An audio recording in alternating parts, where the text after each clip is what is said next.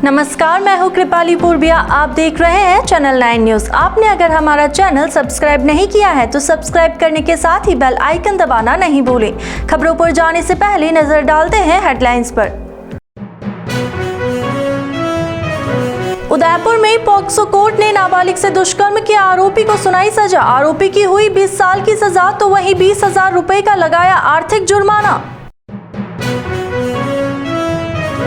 युवक के अपहरण के बाद नग्न कर मारपीट करने के मामले में अंबा माता पुलिस आई एक्शन में। पुलिस ने 4 आरोपियों को किया गिरफ्तार। वीडियो वायरल होने के बाद पुलिस आई थी एक्शन में। गोगुंदा में अजीबोगरीब मामला सामने आया। दहेज के लिए बहू को परेशान करने वाली सास ने अपने बेटे सहित पोते को भी बंद कर दिया कमरे में।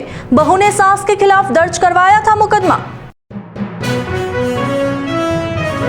अब खबरें विस्तार से। उदयपुर की पॉक्सो कोर्ट ने नाबालिग के साथ दुष्कर्म करने के मामले में आरोपी को 20 साल की सजा सुनाई है। साथ ही 50,000 रुपए का आर्थिक जुर्माना भी लगाया है। पॉक्सो कोर्ट के लोक अभियोजक चेतनपुरी गोस्वामी ने बताया कि नाबालिग पीड़िता के पिता ने थाने में रिपोर्ट दर्ज करवाई कि उसकी बेटी घर से सामान लेने के लिए घर से बाहर गई थी, लेकिन वह नहीं लौटी। पिता ने थाने में बाबूलाल के खिलाफ नामजद रिपोर्ट दर्ज करवाने के बाद कोर्ट में सुनवाई हुई। इस दौरान कोर्ट में 14 गवाह पेश किए गए। 2 साल से अधिक सुनवाई चलने के बाद पॉक्सो कोर्ट ने 20 साल की सजा सुनाई है। इसके साथ ही कोर्ट ने 50,000 रुपए की आर्थिक जुर्माना लगाया है। दिनांक 19/8/2020 को पीड़िता के पिता ने थाने में उपस्थित होकर एक रिपोर्ट पेश की, जिसमें उसने बताया कि उसकी पुत्री, नाबालिग पुत्री, घर से सामान लेने निकली जो वापस नहीं आई और उसे बाबूलाल नाम का व्यक्ति बेला पुस्तक अपने साथ ले गया, बंधक बना के अपने पास रखा और उसके साथ जबरन बलात्कार किया, जिसमें आज न्यायालय द्वारा प्रोसिक्यूशन ने इसमें 14 गवाह पेश किए और 22 दस्तावेज प्रदर्शित कराए। डिफेंस ने 2 दस्तावेज प्रदर्शित कराए, जिसमें माननीय न्यायालय ने एक्यूज को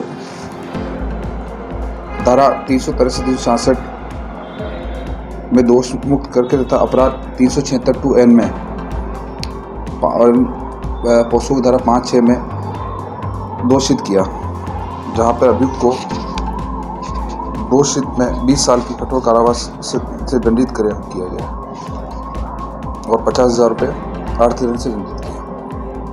उदयपुर के अंबा माता थाना क्षेत्र में एक युवक के अपहरण कर उसके जबरन कपड़े खुलवाकर मारपीट करने के मामले में शनिवार को पुलिस ने 4 लोगों को गिरफ्तार कर लिया है।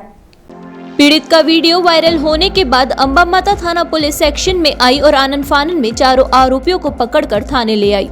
वायरल वीडियो में पीड़ित कुशाग्र को तलवार और पिस्टल का खौफ दिखाकर डराया धमकाया गया। वहीं पीड़ित जोर जोर से रोते हुए मारपीट नहीं करने की गुहार लगा रहा था।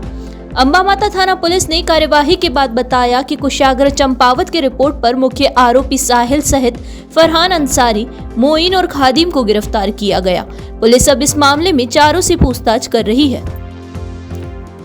दहेज के लिए सास अपनी बहू को परेशान करे, यह कोई नई बात नहीं है, लेकिन वही सास अपनी बहू के साथ अपने बेटे और पोते को भी परेशान करने लगे, यह सुनकर थोड़ा अजीब जरूर लगेगा। लेकिन ऐसा ही मामला आया है सायरा थाना क्षेत्र विश्वा गांव का, जहां पर एक बहू ने अपनी सास के खिलाफ थाने में दहेज प्रताड़ना का मुकदमा दर्ज करवाया है, तो उसी बहू का उसके पति ने भी साथ दिया है। कहते हैं कि कलयुग में पुत्र कुपुत्र हो सकता है, लेकिन माता कुमाता नहीं हो सकती। लेकिन सायरा थाना क्षेत्र के विश्वा गांव में शनिवार को ठीक इसका उल्टा देखने को मिला। यहां पर एक महिला ने अपने बेटे सहित बहू और पोते को कमरे में बंद कर दिया। इससे वहां पर हंगामा हो गया। कमरे से बाहर निकलने के बाद कांतिलाल मेघवाल ने बताया कि उसकी मां खुमाणी देवी उसकी पत्नी को दहेज के लिए परेशान कर रही थी। उसकी पत्नी और बेटे सहित तीनों को एक कमरे में बंद कर दिया। इतना ही नहीं, उसकी मां ने बहुत देर तक दरवाजा नहीं खोला तो कांतिलाल ने अपने ससुर को फोन कर पूरे घटनाक्रम की जानकारी दी। इसके बाद कांतिलाल के ससुर ने सबसे पहले विश्वा गांव के अन्य लोगों को सूचना दी। इस पर ग्रामीणों ने मौके पर पहुंचकर दरवाजा खुलवाया और तीनों को बाहर निकलवाया। इसके बाद कांतिलाल की पत्नी ललिता की ओर से सायरा थाने में सास खुमाणी बाई के खिलाफ मुकदमा दर्ज करवाया गया। वहीं दूसरी ओर बहू के पिता मनोहर लाल ने भी गोगुंदा थाने में रिपोर्ट दी है। पीड़िता ललिता ने बताया कि उसकी शादी 3 वर्ष पहले हुई थी, लेकिन सास से परेशान होने के चलते 2 वर्ष से अपने पिता के साथ यहाँ रह रही थी। लेकिन ससुराल में नानी और सास की मौत हो गई, इसके चलते वह अपने ससुराल गई थी। वही बेटे कांतिलाल ने बताया कि उसकी मां ने 2 शादी कर रखी है, लेकिन दोनों के साथ नहीं रहकर वह अकेली रहती है। इसके बावजूद ललिता की सास उसे परेशान करने का कोई मौका नहीं छोड़ती है। जो मम्मी परेशान करे तो बचा कि दो मम्मी आपने मम्मी को पूरी नाइट कमरा बंद रहना क्या बचे मुश्किल हो खाने निकला पड़े था सारे खाना में गए बचे और रोज रिपोर्ट दी है मारा हाउजी मैंने रोज परेशान करे हाँ। और रात में 9 बजे हूँ कमरा में बंद कर दिया। सुबह तक नहीं खोले। हमारे बच्चों दूध सही तो भी नहीं खोले और बच्चों हमारा उपला दूध राखू मारो दूध पीदो ही नहीं और डिमांड करे मैं 10 लाख ला मैं खर्च कीधो जंदा पैसा ला कोरोना में शादी करवाई तारे बाप जो तो खर्चो नहीं कीधो जो पैसा ला पैसा दे बस बच्चे कह कीधो था मैं सायरा पुलिस में गया सायरा थाना में रिपोर्ट दी थी और अब गोगुंदा थाना में रिपोर्ट दी। मारे पापा गोगुंदा थाना में और माँ वटे रिपोर्ट दी थी और अटे रिपोर्ट दिवाया।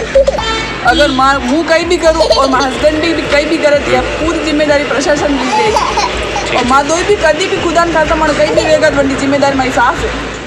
उदयपुर के भटियानी चोट्टा क्षेत्र में 9 माह के बेजुबान बंदर के बच्चे को पिस्टल से गोली मारने का मामला सामने आया है। गोली लगने के बाद से घायल बंदर का यह बच्चा दर्द से बुरी तरह तड़प रहा है।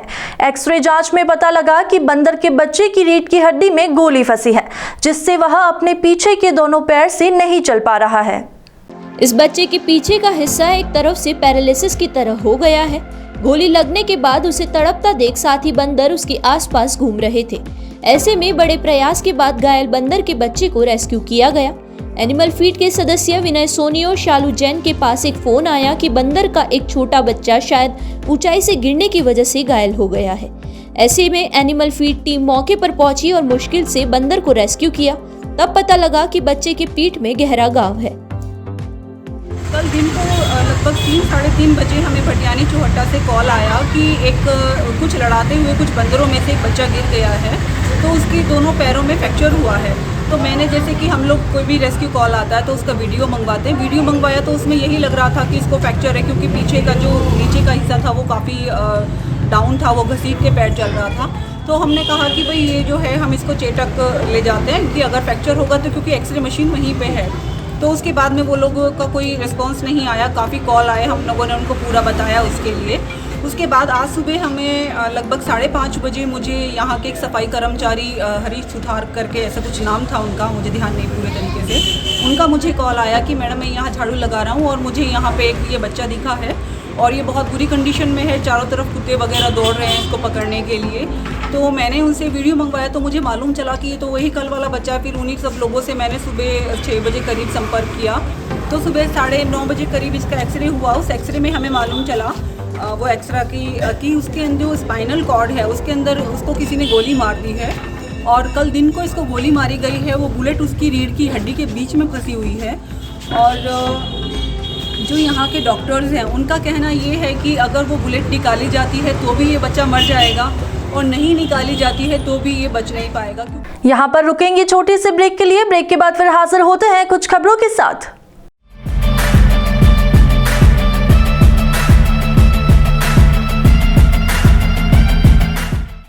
काम से ब्रेक चाहिए या वीकेंड पर करनी हो धमाल, बर्थडे पार्टी ऑर्गेनाइज करनी है या फिर करना हो एनिवर्सरी का ग्रेट सेलिब्रेशन, फैमिली के साथ बाहर जाना हो या फिर दोस्तों के साथ करनी हो पार्टी शार्टी,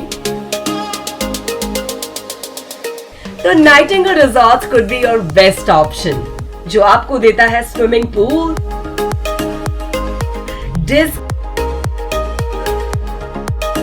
डिलीशियस खाना और बड़ा सा banquet hall, which you can book from only for 50 rupees. तो सोच क्या रहे हो, आज ही बुक करो Nightingale resorts for all your great experiences at Nathdwara and Rajsamand.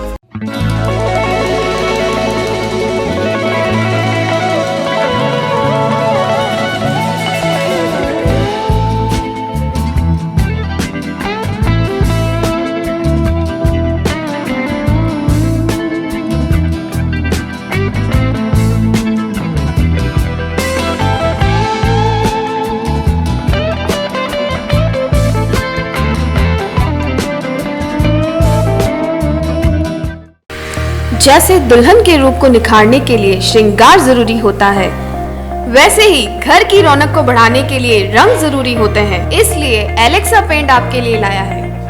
Alexa एक्यूमस, Alexa shine, Alexa precoat, Alexa एक्सटीरा, Alexa super Bhim, Alexa build blast. सूर्य नगरी के नाम से मशहूर है जैसलमेर। यदि आप भी जैसलमेर जाने का सोच रहे हैं तो आपके लिए मुस्कान टूर्स एंड ट्रैवल्स लेकर आया है बेहद खास पैकेज, जहां आप कैमल राइड, सांस्कृतिक कार्यक्रम और जीप सफारी सहित पैराग्लाइडिंग का भी आनंद ले सकेंगे। तो आज ही संपर्क करें Muskan tours and travels, first floor, Talesara chamber, JK hospital के पास, गोपालपुरा, उदयपुर। Mobile number 9799284111। घर की सजावट के लिए जरूरी है इंटीरियर। यदि आप भी घर का फर्नीचर खरीदने के लिए सोच रहे हैं तो देर मत कीजिए, क्योंकि पूनम फर्नीचर्स लेकर आया है आपके लिए अच्छी क्वालिटी वाला ट्रेंडी फर्नीचर, जो आपके घर के आकर्षण को बढ़ाने में करेगा आपकी मदद। इसके साथ ही उपलब्ध है फाइनेंस सुविधा। आज ही संपर्क करें Poonam furniture, Hiranmagri sector 5, Menaria guest house के पास, उदयपुर। मोबाइल नंबर 9828141898 और 9783262618।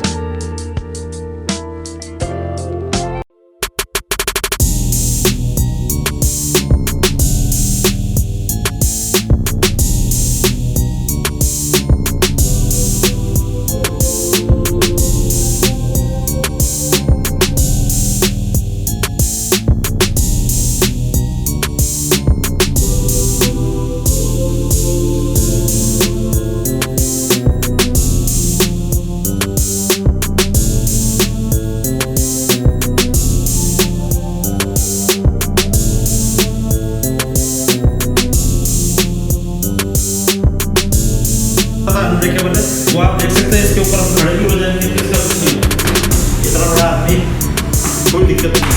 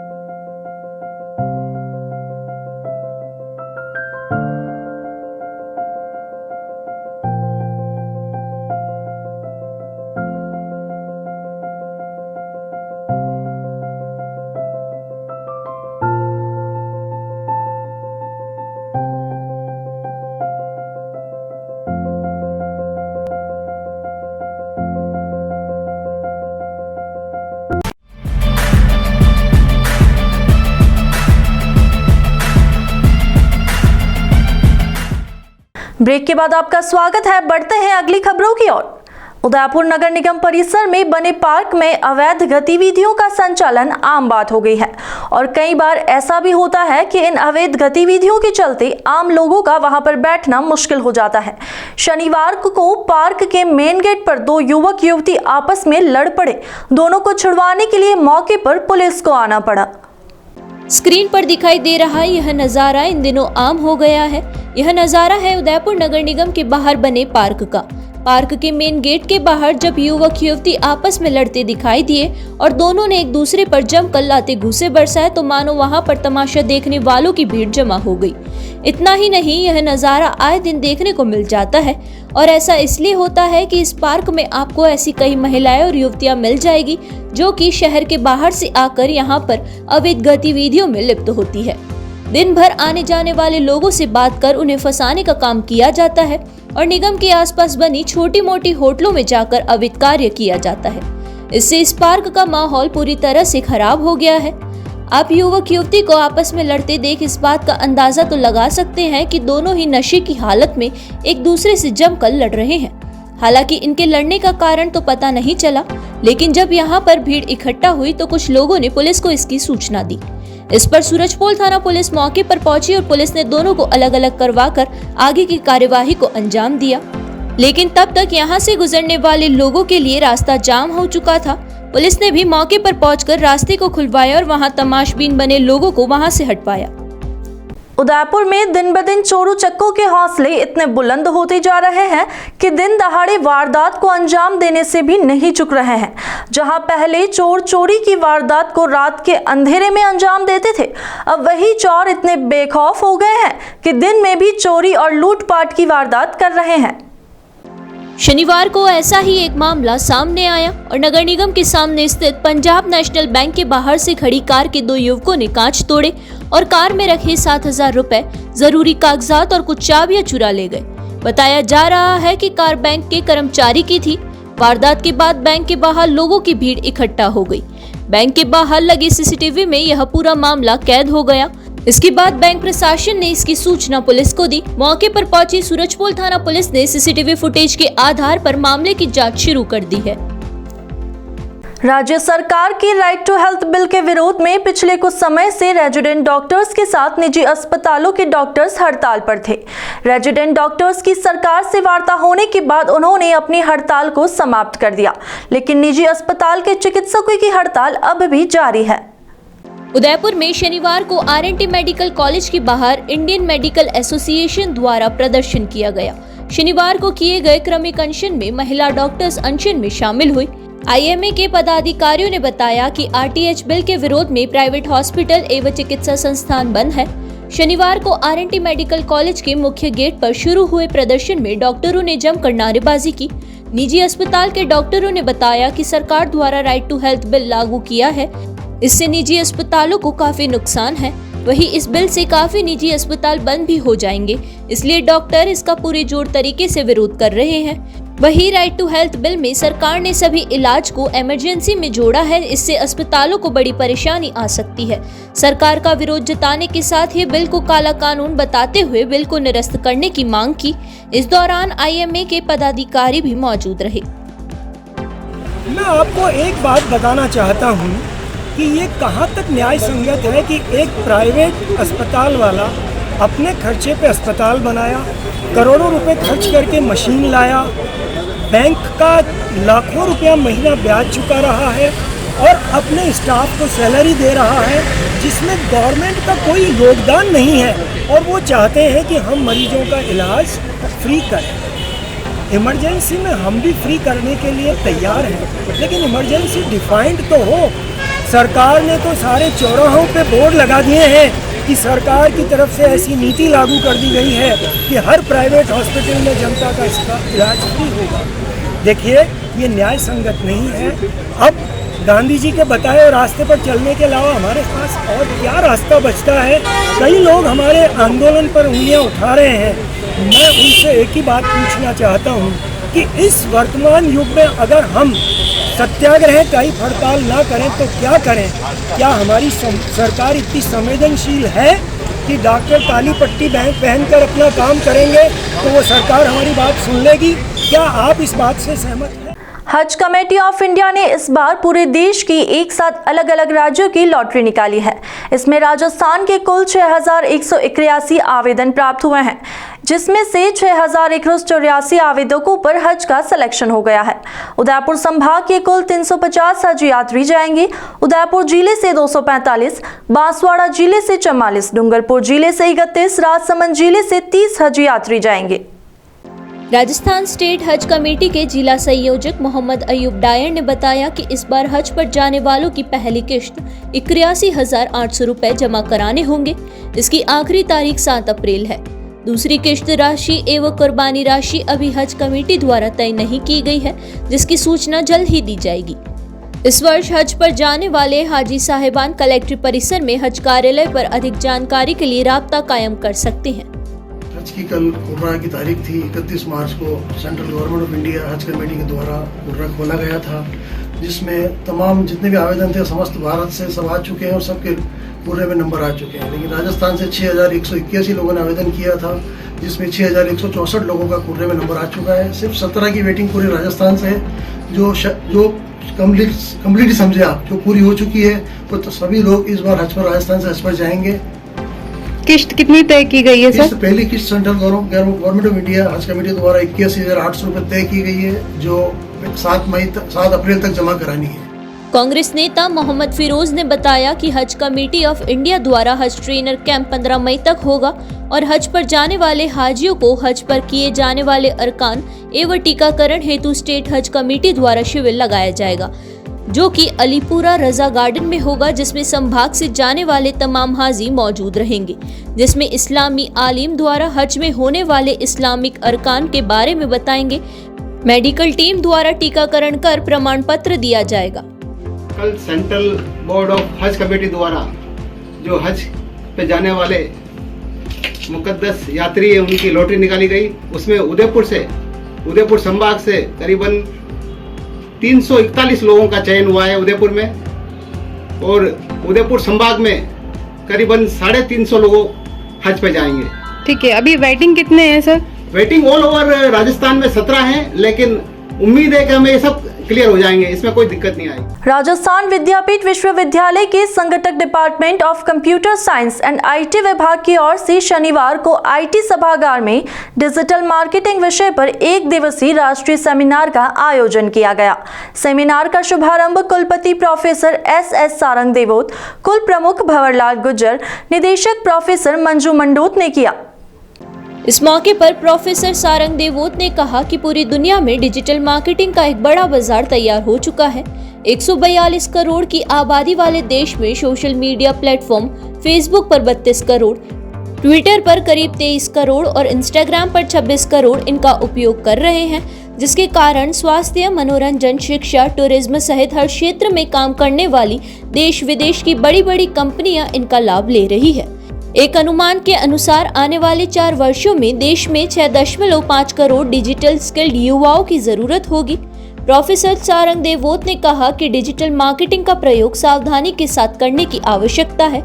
आज कई तरह की फर्जी कंपनियां इस क्षेत्र में आ गई है, जिसका नुकसान आम जन को उठाना पड़ रहा है। आज हम कितना भी तकनीक का उपयोग कर ले, लेकिन मानव का स्वरूप नहीं ले सकते। आज हमारा देश विश्व के प्रगतिशील देशों की लाइन में खड़ा हुआ है।